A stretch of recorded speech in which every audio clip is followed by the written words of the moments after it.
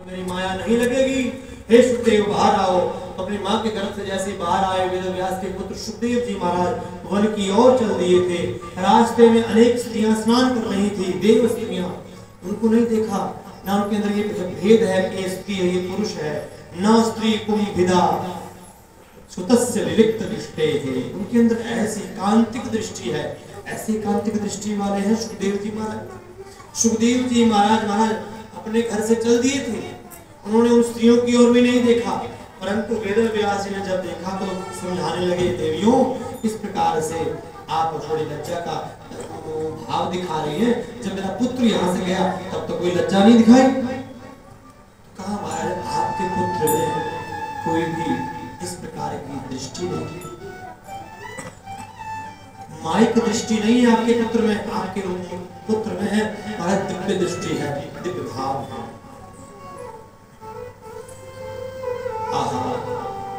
ऐसे सुखदेव जी महाराज के जो परमहंस शिरोमणि है, सर्वभूत हृदय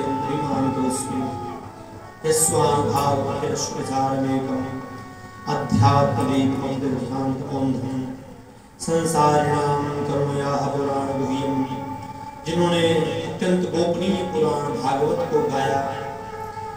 आह पुराण गुह्यं तम व्यास सूनुपयामि गुरुं मुनीनां, बड़े बड़े मुनियों के गुरु सुखदेव जी को मैं नमन करता हूँ। सूत जी महाराज कहते हैं मैं नारायण भगवान को, वेद व्यास जी को, अर्जुन जी महाराज को प्रणाम करता हूँ,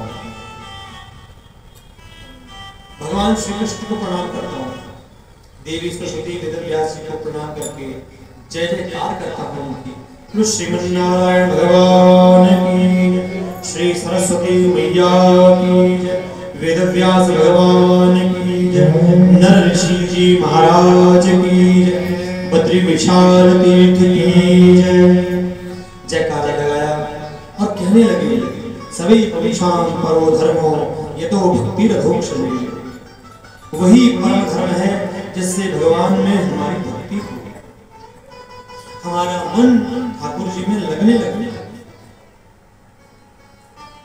भक्ति का लक्षण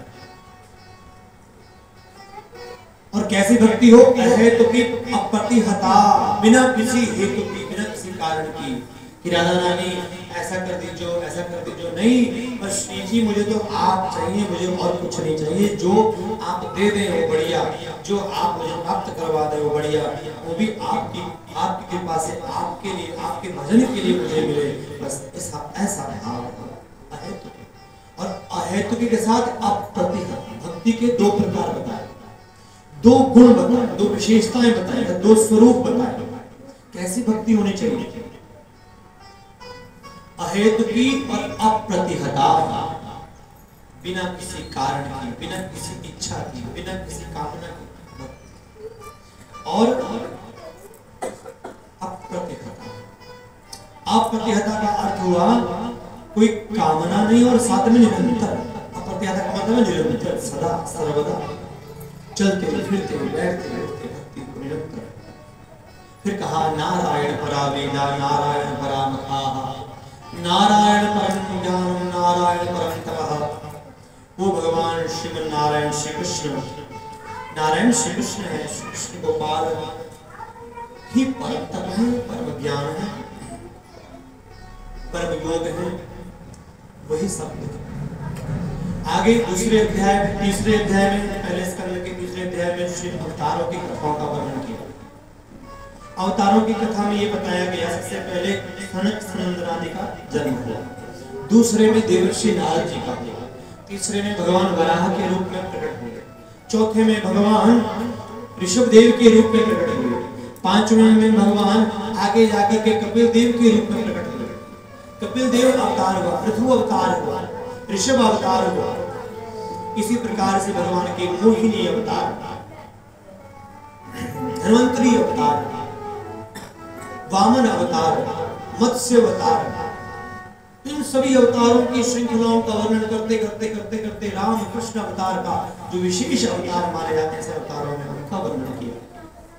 परशुराम जी जो कि नक्षत्राम कर्तुम, जिन्होंने लगभग 21 बार त्रिसप्त 21 बार दुष्ट क्षत्रियों का नाश किया, जो मतलब दुष्ट के स्वभाव के, जिन्होंने ब्राह्मणों का, संतों का और महापुरुषों का अपमान किया, यज्ञ की वेदियां उखाड़ दी, गौशालाएं बंद कर दी, जिन्होंने गुरुकुल बंद कर दी, ऐसे राजाओं का संहार किया 21 बार परशुराम। ऐसे अनेक अवतार हुए, उनकी हम चर्चा आगे करते रहेंगे।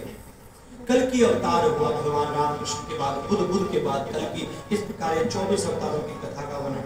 इसमें हंस और हरि अवतार भी है। हरि भगवान 2-3 बार प्रकट हुए। एक बार भगवान ध्रुव जी के सामने प्रकट हुए, एक बार भगवान गजेंद्र के सामने प्रकट हुए। इस प्रकार भगवान के अलग अलग स्थानों में अलग अलग अवतार होते गए। और जितने भी संत हैं, उन संतों में जो बड़ी बड़ी, जैसे कि हमारी करमेती बाई हुई, जना बाई हुई, मीरा बाई हुई, इनके आगे तो भगवान अनंत बार, सैकड़ों बार भगवान प्रकट होकर के दर्शन देते हैं। नामदेव जी महाराज को 50 बार भगवान ने दर्शन दिए, महाराष्ट्र में संत हुए। और ब्रज में तो ब्रजवासियों के संगीतों के वृंदावन बिहारी लाल की। ऐसे हमारे ठाकुर जी की अनंत कृपा।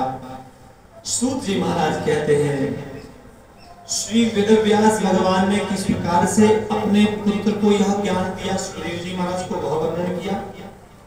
वेदव्यास भगवान कहाँ प्रकट हुए वह वर्णन किया। वेदव्यास जी पराशर और सत्यवती के यहाँ प्रकट हुए। मनु और शत्रुपा, सबसे पहले ब्रह्मा जी ने प्रकट किया, सृष्टि हुई। और मनु और शत्रुपा जब विचार करने लगे कि हमें सृष्टि करनी है, और उन्होंने सृष्टि का क्रम बढ़ाया। पहले मानसी सृष्टि हुई। मानसी सृष्टि में 3 उनकी पुत्रियां हुई, 3 पुत्रियां और उनके 2 पुत्र हुए। 2 पुत्र, प्रियव्रत तानपाद 2 पुत्र हैं, और देवहूति, आकृति, प्रसूति, ये 3 पुत्रियां हैं। इनके विवाह किए गए, क्रमशः इनसे संतानें उत्पन्न हुई। अब इनका वर्णन हम आगे धीरे धीरे भागवत जी में श्रवण करेंगे। सबसे पहले महाराज देवहूति की कथा आती है। देवहूति जी का विवाह करने के लिए श्री मनु जी महाराज अपनी धर्मपत्नी शतरूपा के सहित देवहूति को लेकर के कर्दम ऋषि के पास पहुंचे। 10 ऋषि प्रकट हुए थे श्री ब्रह्मा जी से मानसी सृष्टि में। उन ऋषियों में एक का नाम है कर्दम। कर्दम ऋषि को उन्होंने अपनी पुत्री प्रदान कर दी। कर्दम और देवहूति का विवाह हुआ। महाराज जब ये देवहूति देने के लिए गए, अपनी बेटी को देने के लिए गए थे कर्दम के पास, तो कर्दम ऋषि बैठे थे ऐसे शांत। कर्दम ऋषि बड़े तपस्वी, बड़े महात्मा। तो वहां जब देवहूति गई तो उनको आसन दिया गया, और अपने पति का दिया हुआ आसन भी नहीं लिया। बोले क्यों? आदर करती है, इतना आदर करती है अपने पति का कि अपने पति का दिया हुआ आसन भी नहीं लेना चाहिए। हाँ, आदर के भाव से, मतलब वृद्ध है, बूढ़ी हो गई है, बूढ़े हो गए, वो अलग बात है। समझ रहे हैं? पति पत्नी में इस प्रकार से ये भाव होना चाहिए कि पत्नी को पति की सेवाएं स्वीकार नहीं करनी चाहिए। अब वो तो ठाकुर जी की लीला की बात अलग है। ठाकुर जी राधा रानी के चरणों में जो है सेवा करते हैं, वो एक लीला है ब्रज की। सब ऐसी लीला नहीं कर सकते, परंतु माताओं को अपने पति की सेवा करनी चाहिए और नाम बिल्कुल नहीं लेना चाहिए। शास्त्र में ये विधान है।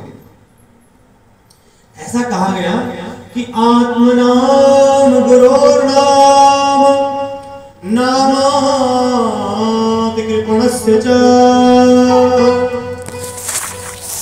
श्रेयस्कामोऽनुगृह्णात् ज्येष्ठापत्यकलत्रयोः। जो कल्याण चाहता हो उसे इनका नाम नहीं लेना चाहिए। किन किन का नाम लेना चाहिए? ध्यान दीजिए। आत्मनाम, अपना नाम भी बार बार नहीं लेना चाहिए कि मेरा नाम ऐसा, मेरा नाम ऐसा। नहीं, मैं उनका पुत्र हूँ। राम जी ऐसा नहीं बोलते कि मुझे राम कहते हैं या मैं राम हूँ, नहीं, ऐसा नहीं बोलते मैं राम हूँ। हाँ, ऐसा कहते हैं मेरे पिताजी मुझे राम कहते हैं। डायरेक्ट अपना नाम नहीं लेना चाहिए, मैं राम नहीं, मैं रावण। रावण बोलता है ऐसा, मैं रावण। वो कभी नहीं कहता कि मैं पुलस्त का नाती हूँ, मैं विश्वा का पुत्र हूँ, ऐसा कभी नहीं कहता। मैं कैकसी का पुत्र हूँ, कभी नहीं बोला रावण ने। क्या बोला? मैं अहंकार का वाचक है। शास्त्र में इसका निषेध है कि कभी भी अपना नाम ना लेना, अपना नाम लेना भी अपराध है। मतलब कैसे ले? ऐसा कहें कि कार्ड में मेरा नाम माता पिता ने ये रखा है, कागजों में मेरे माता पिता ने ये नाम रखा है, मेरे माता पिता मुझे इस नाम से पुकारते हैं, मेरे गुरुजन मुझे इस नाम से पुकारते हैं, हाँ मेरे गुरुजी ने मुझे ये नाम दिया है, मैं तो कुछ भी नहीं, मुझे गुरुजी ने नाम दिया।